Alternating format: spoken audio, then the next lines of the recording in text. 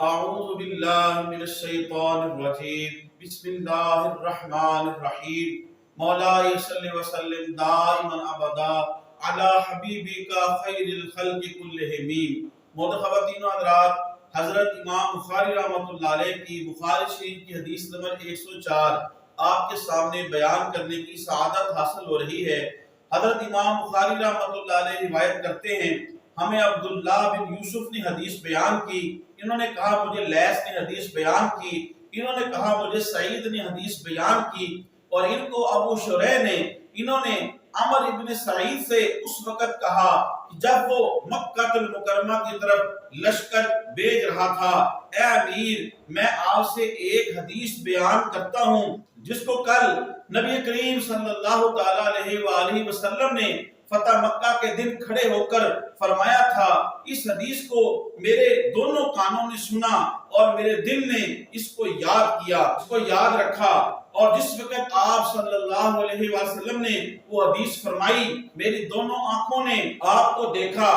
آپ صلی اللہ علیہ وآلہ وسلم نے اللہ تبارک و تعالیٰ کی حمد و ثنا کی، پھر فرمایا بے شک مکہ کو اللہ تعالیٰ نے حرم قرار دیا ہے، اس کو لوگوں نے حرم نہیں قرار دیا۔ سو جو شخص بھی اللہ پر اور یوم آخرت پر ایمان لایا ہو، اس کے لیے مکہ میں خون بہانا جائز نہیں ہے اور نہ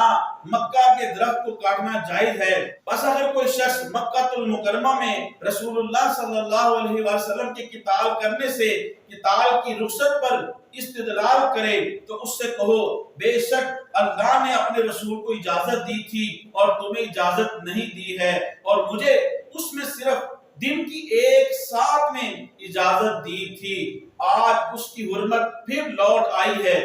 جیسا کہ کل اس کی حرمت تھی، اور شاہد یعنی حاضر جو ہے وہ غائب کو جو یہاں پہ موجود نہیں ہے اس تک یہ بات پہنچا دے۔ ابو شریح سے پوچھا گیا کہ عمر بن سعید نے کیا کہا؟ اس نے کہا اے ابو شریح میں اس مسئلہ کو تم سے زیادہ جانتا ہوں، بے شک مکہ کسی نافرمان کو پناہ نہیں دیتا اور نہ قتل کے بھاگنے والے کو اور نہ کسی کی چوری کر کے بھاگنے والے کو۔ خواتین و حضرات، یہ بخاری شریف کتاب العلم کی حدیث نمبر 104 ہے۔ اس میں عمر بن سعید کا نام ہے، یہ نہ صحابی ہیں اور نہ اخیار تابعین میں ہیں، اور ان کے والد کے بھی صحابی ہونے میں اختلاف ہے، اور ابو شریح رضی اللہ تعالی عنہ یہ صحابی ہیں، اور انہوں نے یہ حدیث پاک جو بیان کی ہے یہ خود مکہ کے موقع پر رسول اللہ صلی اللہ علیہ وسلم سے سنی۔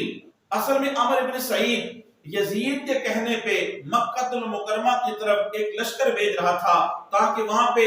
حضرت ابن زبیر رضی اللہ تعالی عنہ ان سے یزید کے لیے بیعت دے۔ جب حضرت ابن زبیر نے یزید کی بیعت سے انکار کیا تو یزید نے کہا کہ ان کو زنجیروں میں جکڑ کے جو ہے وہ لایا جائے۔ چنانچہ جب عمر بن سعید جو ہے وہ ابن زبیر رضی اللہ تعالی عنہ کے لیے جب مکہ المکرمہ میں لشکر روانہ کر رہا تھا تو اس وقت حضرت ابو شریح نے یہ حدیث، حاکم وقت یہ مدینہ المنورہ کے امیر تھے، والد تھے، ان کو یہ حدیث سنائی کہ میں آپ کو ایک حدیث سناتا ہوں۔ اس حدیث کا مفہوم یہ ہے کہ میں نے رسول اللہ صلی اللہ علیہ وسلم کو یہ فرماتے ہوئے سنا ہے کہ اللہ پاک نے مکہ المکرمہ میں خون بہانا جو ہے حرام قرار دیا ہے۔ عمر بن سعید جب حضرت ابن زبیر کے پاس گیا تو حضرت ابن زبیر رضی اللہ تعالی عنہ فرمایا میں بیت اللہ کی پناہ میں ہوں۔ تو اس پر جو عمر بن سعید ہے انہوں نے ابو شریح کو ایک تعویل کی، اور تعویل یہ بیان کی حدیث کی،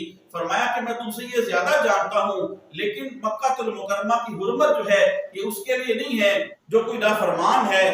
اور قتل کر کے بھاگنے والا، اس کے لیے بھی مکہ میں کوئی امان نہیں، اور کسی نے چوری کی ہو اور وہ بھاگ کے حرم میں آ جائے تو اس کے لیے بھی کوئی پناہ نہیں۔ تو عمر بن سعید نے اس حدیث کی تعویل کر کے ابو شریح کو کہا کہ میں تم سے زیادہ جانتا ہوں۔ محدثین فرماتے ہیں کہ عمر بن سعید کی یہ توجیہ یا یہ تعویل جو ہے یہ بہتر نہیں ہے، جو راجح قول ہے وہ حضرت ابو شریح کا ہے، اس لیے کہ آپ صحابی ہیں، اور پھر بنفس نفیس آپ اس وقت موجود تھے جب پیارے نبی صلی اللہ علیہ وسلم نے یہ فرمایا کہ مکہ المکرمہ کی سرزمین کو حرم قرار دیا ہے، مکہ المکرمہ کو اللہ نے حرم قرار دیا ہے۔ اس کے سیاق و سباق کو اور اس کے اسباب کو، توجیہات اور تعویلات کو حضرت ابو شریح جو ہیں وہ زیادہ بہتر سمجھتے ہیں، لہذا عمرو بن سعید جو ہے ان کا قول راجح نہیں اور ان کی تعویل درست نہیں۔ حضرت ابو شریح رضی اللہ تعالی عنہ ان کی بات درست ہے، لیکن حضرت ابن زبیر رضی اللہ تعالی عنہ کو شہید کرنے کا کام جو ہے وہ عبد الملک بن مروان نے 3000 شامیوں کے لشکر کا حجاج بن یوسف کو امیر بنا کے بھیجا، اور پھر اس نے جا کے مکہ المکرمہ میں حج کے بعد لشکر کشی کی، اور پھر حضرت ابن زبیر رضی اللہ تعالی عنہ کو انہوں نے شہید کر دیا۔ حضرت شیخ الحدیث علامہ غلام رسول سعیدی صاحب رحمۃ اللہ علیہ اس حدیث شریف کی شرح میں لکھتے ہیں کہ اس پر اجماع ہے کہ جو شخص حرم میں کوئی جرم کرے تو اس کو امان نہیں دی جائے گی، کیونکہ اس نے حرم کی بے حرمتی کی ہے اور عام کو خود ہی رد کر دیا ہے۔ اس میں علماء کا اختلاف ہے کہ جس نے حرم سے باہر کوئی جرم کیا ہو اور پھر وہ حرم سے باہر جرم کر کے حرم میں آ کے پناہ لے لے، اس کو اب جو ہے اس کے اوپر حد جاری کی جائے گی کہ نہیں کی جائے گی، اس پر علماء کا اختلاف ہے۔ اگر اس نے کسی کو قتل کیا ہو یا کسی کا ہاتھ کاٹا ہو یا غیر حرم میں کوئی اور جرم کیا ہو جو حد لگانے کا موجب ہو، پھر حرم میں داخل ہو گیا ہو، تو اس پر حد نہیں لگائی جائے گی اور نہ اس سے قصاص کیا جائے گا، لیکن اس کو کوئی چیز فروخت بھی نہیں کی جائے گی، نہ اس سے کوئی چیز خریدی جائے گی، نہ اس کو کھانا دیا جائے گا، یہاں تک کہ وہ حرم سے باہر نکل آئے اور پھر اس کے اوپر جو ہے حد جاری کی جائے۔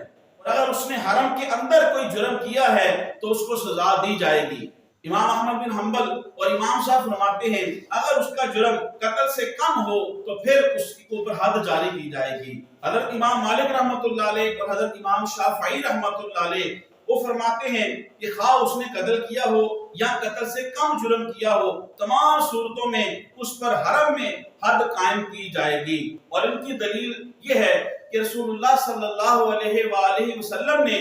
ابن خطل اور دیگر لوگوں کے بارے میں فرمایا تھا کہ ان کو مار دیا جائے، اس لیے کہ پیارے نبی صلی اللہ علیہ وسلم نے فرمایا کہ اللہ نے یہ صرف اجازت جو ہے اپنے نبی کو دی تھی اور ایک مخصوص وقت میں مخصوص ساتھ کے اندر دی تھی، اور اسی مخصوص وقت اور اسی مخصوص ساتھ کے اندر جو ہے ابن خطل کو قتل کیا گیا۔ یہ وہ بدبخت شخص تھا، نہ صرف مرتد ہوا بلکہ اس کی 2 باندیاں تھی، اس کو یہ پیسے دیتا اور ان کو صرف اس لیے رکھا ہوا تھا کہ وہ رسول اللہ صلی اللہ علیہ وسلم کی ہجو کرے، رسول اللہ صلی اللہ علیہ وآلہ وسلم کے خلاف نازیبہ گفتگو کرے اور نازیبہ الفاظ کو گائیں۔ اس حدیث شریف سے مزید جو مسائل نکلتے ہیں، حضرت شیخ الحدیث علامہ غلام رسول سعیدی صاحب رحمۃ اللہ علیہ فرماتے ہیں کہ مکہ کے کسی درخت کو کاٹا نہیں جائے گا، اس پر علماء کا اتفاق ہے کہ جن درختوں کو آدمیوں نے نہیں اگایا ان کو کاٹنا حرام ہے، اور جن درختوں کو آدمیوں نے اگایا ہے اس میں اختلاف ہے۔ دوسرا اس حدیث کے اندر حضور نے فرمایا جو شاہد ہے یعنی جو حاضر ہے وہ غائب کو یہ بات پہنچا دے۔ اس حدیث شریف سے علم کو نقل کرنے یعنی جو جس علمی مجلس کے اندر بیٹھا ہو اس میں علم کی بات سنے تو وہ دوسروں تک اچھے طریقے سے پہنچائے جو اس کو صحیح یاد ہے۔ محترم خواتین و حضرات، تبلیغ دین کی نیت سے حدیث شریف کے اس درس کو زیادہ سے زیادہ لوگوں تک پہنچانے کے لیے میرے اس ویڈیو کو زیادہ سے زیادہ شیئر کریں، میرے یوٹیوب اسلامی چینل کو سبسکرائب فرمائیں، یوٹیوب کو کمنٹس کریں، لائک کریں، بیل آئیکن کو ضرور پریس کریں تاکہ ہر آنے والی ویڈیو آپ کو مل سکے۔ اللہ پاک آپ کو جزائے خیر دے۔ السلام علیکم ورحمۃ اللہ وبرکاتہ۔